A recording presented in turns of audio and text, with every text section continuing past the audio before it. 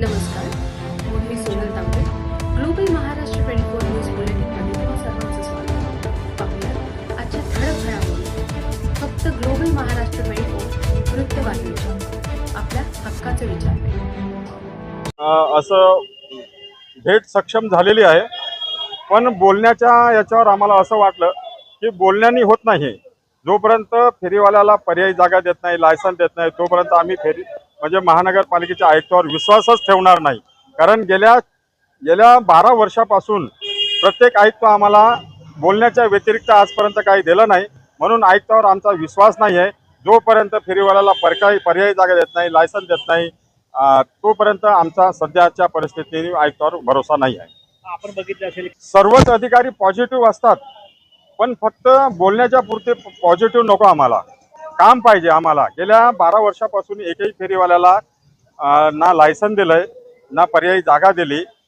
आता कालची जे आमची मीटिंग झाली त्या बोलण्यामध्ये आम्हाला आयुक्तांनी असं आश्वासन दिलं की आम्ही काम करूया. पण काम करूया म्हणजे कसं, आम्हाला तुम्ही टाईम द्यायला पाहिजे होता. आम्ही 1 महिन्यातनी 2 महिन्यातनी सर्व फेरीवाल्यांचं 9,531 लोकांच्या फेरीवाल्यांचं पुनर्वसन करणार, असं जर त्यांनी आम्हाला लिखित दिलं असतं तर आम्ही त्यांच्यावर विश्वास ठेवला असता. पण त्यांनी लिखित न देता फक्त तोंडी आश्वासन नको, आम्हाला लिखित पाहिजे. तोपर्यंत फेरीवाल्याला जागा देत नाही तोपर्यंत आम्ही यांच्यावर विश्वास ठेवणार नाही. याच्या अगोदर सर्व आयुक्तांनी जे कोणी आलेत या 12 वर्षातनी कमीत कमी 7 ते 8 आयुक्त येऊन गेले. त्यांनी फक्त आश्वासनच्या व्यतिरिक्त आम्हाला काही दिलं नाही. म्हणून यांच्यावर आम्ही विश्वास ठेवणार नाही. बघा, पथविक्रेते जे आहेत ते या भारतीय अर्थव्यवस्थेचा कणा आहे असे या देशाचे पंतप्रधान मोदीजींनी संसदेत सांगितले. आणि त्याच्यावरसाठी कायदा जो झाला 2014ला, त्याची अंमलबजावणी आजपर्यंत झाली नाही. आणि ती अंमलबजावणी त्वरित व्हायला पाहिजे. म्हणून आम्ही जे निवडून आलेलो 8 सदस्य आहे, आम्ही काल आयुक्त महोदयांची भेट घेतली. या संदर्भात आम्ही स्वतंत्र विभाग स्थापन करावा, स्वतंत्र उपायुक्त नेमणूक करावी आणि लवकरात लवकर महिन्याभराच्या आतमध्ये, कारण गेल्या वर्षभरापासून जे पथविक्रेत्यांवर बेकायदेशीर कारवाई चालू आहे त्यामुळे त्यांची उपासमार होते. या कायद्याचा मूळ उद्देश पथविक्रेत्यांच्या उपजीविकेचे संरक्षण करणे आहे. आणि त्यांच्याच उपजीविकेची आज हानी कुठेतरी सुरू आहे महापालिकेच्या कर्मचाऱ्यांमार्फत. काल आम्ही आयुक्तांना भेटल्यावरती कशा प्रकारे भ्रष्टाचार सुरू आहे हे आयुक्तांच्या निदर्शन आणून दिले. आयुक्तांनी आम्हाला आश्वासन दिलं आहे की याच्यावरती आम्ही कडक पावलं उचलणार.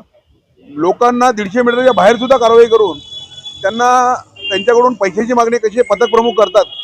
एकेका फेरीवाल्याकडून 3-3, 4-4 हजार रुपये मागणी करतात.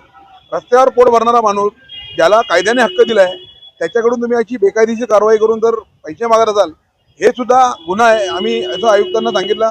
आयुक्तांनी सुद्धा आम्हाला सांगितलं की असा जर प्रकार कुठे होत असेल तर आम्ही त्याच्यावरती कारवाई करू.